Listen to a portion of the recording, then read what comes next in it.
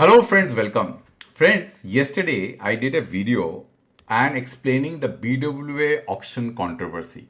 Did CAG get it wrong on Reliance Jio's alleged 3,367 crores of gain? And I showed you that how these calculations were wrong, right? And this was triggered by the article which was published on 21st March 2025, where the parliamentary panel wanted some change on rules of spectrum, and it said that the spectrum use of spectrum should be clearly defined in the auction, a mechanism to track rollout, and then they pointed out this para of the CAG report, which said that in year 2015 the CAG noted deficiency in the past BWA auction, which led to undue advantage of 3,367 crores. Right? So this was the reference for that video. Now friends, why I'm doing this video again? The reason I'm doing this video again is that to explain three important things. The first thing is that how this BWA controversy is different from the WLL controversy which took place in year 2003. Point number one. Second point is that both BWA spectrum in the BWA spectrum, there were two type of licensees who participated in the auction. One is the USL license, another is the ISP license. Now the debate was that both the licenses had different type of empowerment. USL license could have done voice, ISP license could not have done voice, right? So the next objective of this discussion is that even if both the licenses were empowered to do voice, both USL as well as ISP license were empowered to do voice, still the BWA spectrum could not have been used for deployment of voice. So all the controversy that you empowered Reliance to do voice in the BWA spectrum falls apart. Third important point we are going to discuss is that why Reliance Jio kept the 2.3 GHz spectrum almost fallow. They did not deploy network to that level of intensity and kept it fallow for a long period of time, right? Till in 2016, because auction took place in 2010, 2016, they started using the spectrum with that level of intensity. Why there was such a big period of inactivity? So three things. Okay, so difference between the 2003 WLL controversy, even if both the licenses had different type of empowerment, why they could not have deployed voice, and third is that why the spectrum was kept fallow. So this discussion is going to be quite interesting. Just be with me. So let's talk about the 2003 WLL controversy. In 2003 WLL controversy, let's understand that why it took place. In 2003, there was two type of licenses. One was CMTS licenses, which is the cellular mobile licenses. Another was a basic service license. Okay. The CMTS licenses, the value of the last auction for CMTS license happened in 2001. And that's why this 1600 crore number comes up. Basic services license were given at a much lower rate. It was not auction. Sometimes it was given fully administrative basis, and the license value was much lower compared to the value of 1600 crores. Now that means that you are not supposed to deploy voice using basic services license in a similar manner which the CMTS license was capable of, which is full mobility. You could have done voice, but your voice has to be restricted to a particular location. Means it was for fixed telephony, not for mobile. So that was the distinction between the basic services license and the CMTS license. Now, since the basic license was fully turned around using a technology, right, or which is CDMA, and then there were certain software changes which was done, which made it look like full mobile. So it kind of appeared as if that you took a license at a lower rate and you ended up doing full mobility, and therefore there was a conflict and there was a controversy. So this point about the CAG reference of CDMA operators, was providing this service, that service, did not matter, because even if in the 2.3 GHz band, all kind of empowerment was given to an ISP operator, they could not have done voice, and that's the point of discussion in this video. Now let me explain why they could not have done voice. 2.3 GHz band is a TDD band. It's a high frequency band. if you are going to deploy voice in a TDD band, in a high frequency band, your base station density is going to be exponentially high compared to what you have today. Without an underlying network of a lower frequency band like 800 megahertz, 900 megahertz or 1800 megahertz band, you cannot deploy voice services. You understand? The USL operators like Bharti, who took the 2.3 gigahertz band and they integrated that 2.3 gigahertz band with their existing GSM network, which was deployed in lower frequency band, could have done that because their fundamental layer of voice was at a lower frequency band. Whereas in case of Reliance Jio, it was not at a lower, they didn't have any other spectrum. So deploying a pan-India network in 2.3 gigahertz band, even if the ISP license empowered them to do voice, was technically infeasible. So all these discussions that we are having, that Reliance Jio was empowered to do voice in 2.3 gigahertz band and they were given MNC code, was actually completely, I would say irrelevant. Because at that point of time, it was impossible for them to do voice using a TDD band of 2.3 gigahertz without an underlying layer of low frequency spectrum band. And that is the reason why, friends, they did not deploy any kind of commercial network till the time they had sufficient spectrum in 800 megahertz band, which they were able to gather in the subsequent auction. In the first attempt that they made in 2014, they acquired 1800 megahertz band. Then in 2015, they start acquiring 800 megahertz band, and then finally culminated in 2016, where in conjunction with a partnership with RCOM, as well as their accumulation of spectrum through the auction, they had all the three layers. Reliance Jio had all the three layers: 800 megahertz, 1800 megahertz, and the 2.3 gigahertz band, all integrated with LTE network, 4G network, and they were ready to launch services.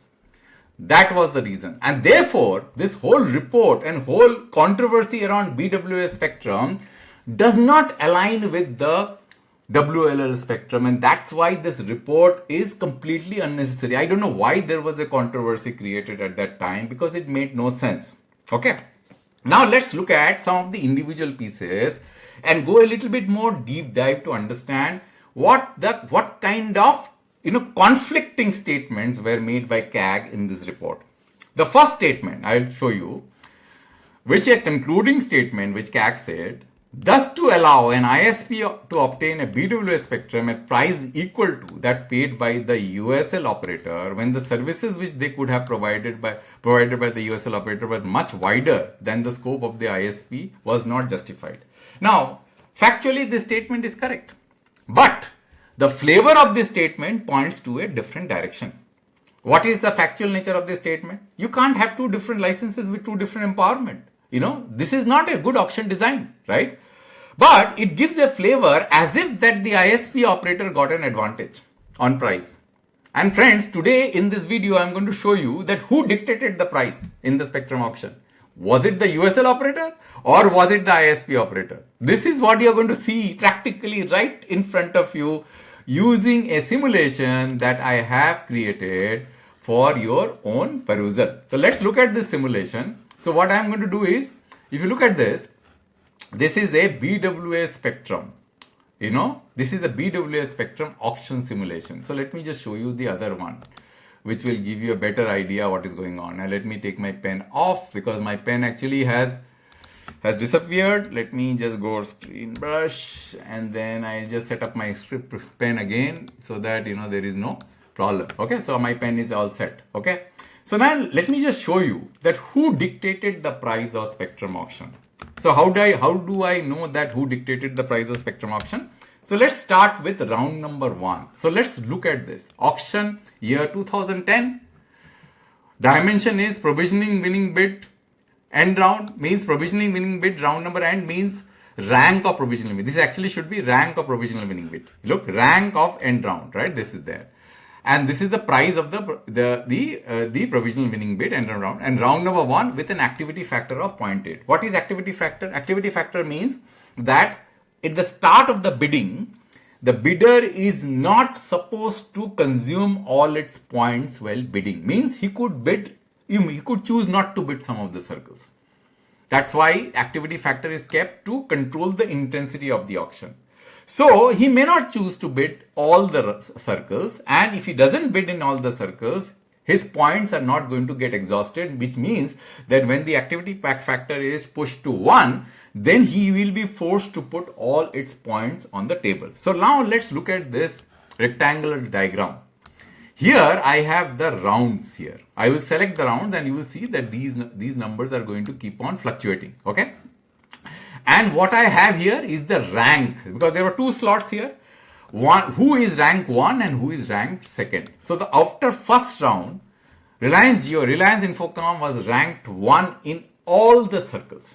Now friends, as I told you, the activity factor in the auction was 0.8. Why would anybody bid in all the circles? Why would anybody bid? There was no need for Reliance Jio to bid in all the circles. So, but Reliance Jio chose to bid. I'm sorry, not Reliance Jio. Infotel chose to bid in all the circles. Why? Maybe they were overconfident. They may be some have, the rules were not very clear. Maybe because of that. Now this created a huge problem for the overall auction price, because Reliance Jio could have bid only 80% because the activity factor was 0.8 in round number 1. They chose to bid in all the circles. They created a issue because the intensity of the auction jumped up significantly. Now I'll show you that as I move round by round, you will see that this line will remain constant because there are total 117 rounds. So everybody is like, it is like a sun, this is like a sun in middle, and planets are revolving around the sun. You see round number 7, 8, 6, 9, 10, 11, 12, 13, 14. And you see that this will remain constant. Means every round they have been bidding, and all others are anchoring around that, right? So you see that, let me just go straight to round number 80, right? Because there were 117 rounds. Still you will find that this is all same. And everybody is going around, all of them are rank 2. Reliance Jio is, whether Infotel is rank 1. So, who dictated the price? Now let's go to again round number 110. Let's go to 110, right? So who? See, still every circle there 1. And then finally, in round number 117, you will find that the auction ends, the Reliance Jio is 1. So tell me, who dictated the price of this auction? Who dictated? Is it the USL operator or the ISP operator? Who dictated the price? So therefore, it is very clear that this Infotel, they were bidding like hell. So when they were bidding like hell, it is the ISP operator who dictated the price. Then if the ISP operator dictated the price, then the value of the spectrum was dictated by the ISP operator, not the USL operator. So an operator, a license with less empowerment dictated the price of the auction. The USL operator have more empowerment and they did not dictate the price of the operator.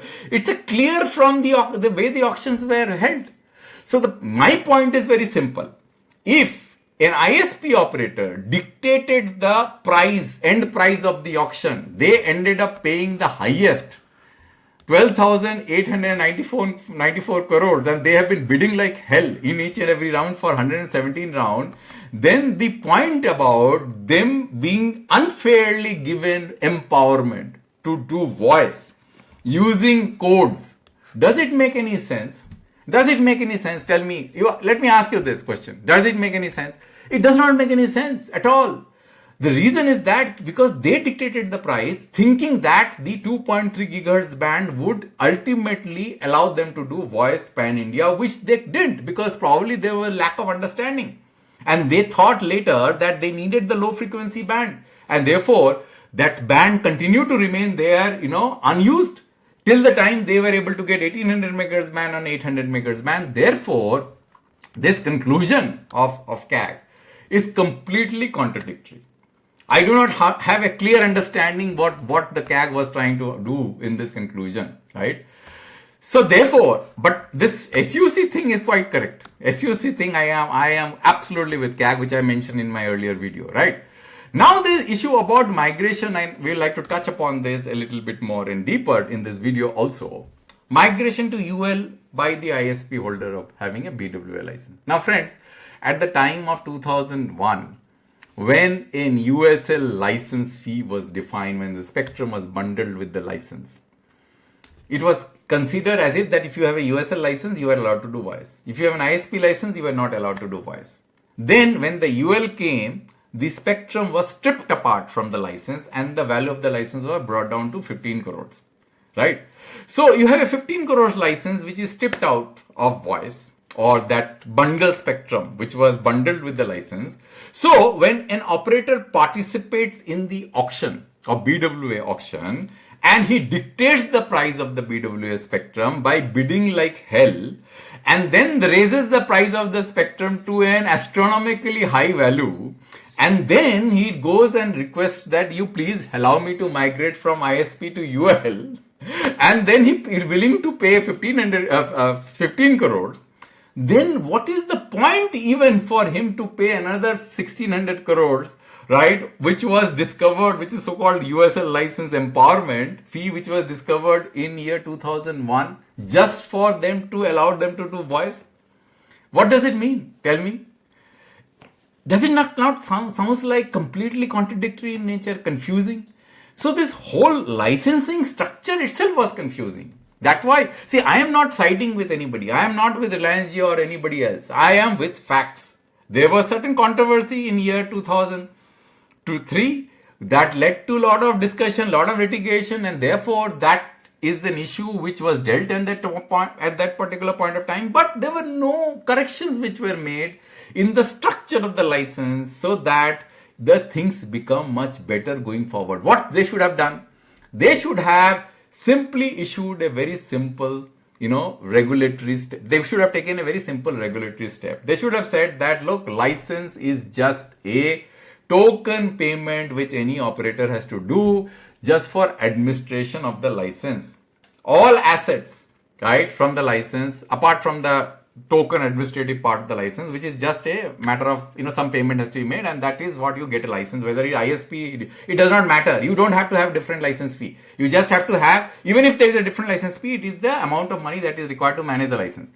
All other resources, which is bottleneck resources like spectrum, should be acquired through auction. So you paid market value of the spectrum. So then what is the need for migrating from ISP license to USL license and then paying an additional 1600 crores to do that? And then when they paid 1600 crores to migrate from ISP license to USL license, still you are accusing them that, it causes loss of 3000 something crores just because, you some accounting jugglery you are doing. What is the point of making all this statement, right?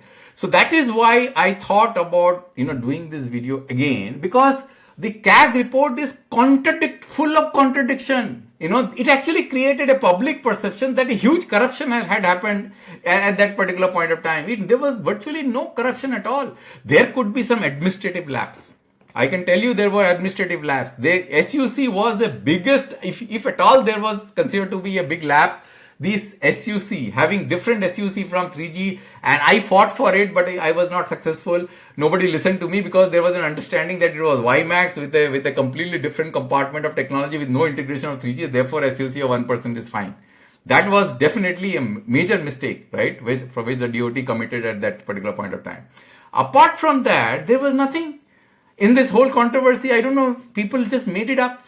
Unnecessary. There was virtually nothing there in this case because the spectrum was acquired through an auction process, and the licensee who are accused of getting some benefit, they dictated the price and pushed the auction price to an astronomical level, and then on top of it not only paid 15 crores for the UL license, but on top of it paid another 1600 crores so that they can get the empowerment to do voice, which is completely hilarious, and I can't understand that. So friend, that's why I did this video, to explain to you very clearly that our responsibility as individual is to point out, if there is a mishap, there is a some kind of lapse in the system.